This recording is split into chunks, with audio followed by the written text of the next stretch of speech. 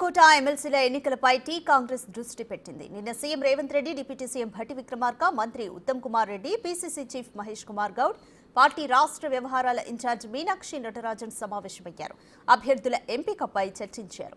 ఈ నెల 7న రాత్రి లేదా 8న ఏఐసీసీ ప్రధాన కార్యదర్శి కేసీ వేణుగోపాల్తో మరోసారి కలిసి అభ్యర్థులను ఫైనల్ చేసే అవకాశం ఉంది. ఎమ్మెల్సీల ఎన్నికకు ఈ నెల 10లోగా నామినేషన్లు దాఖలు చేయాల్సి ఉంది. ఆశావహుల జాబితా భారీగానే ఉంది. సామాజిక సమీకరణాలను పరిగణలోకి తీసుకుని అభ్యర్థుల ఎంపికకు కసరత్తు చేస్తోంది కాంగ్రెస్.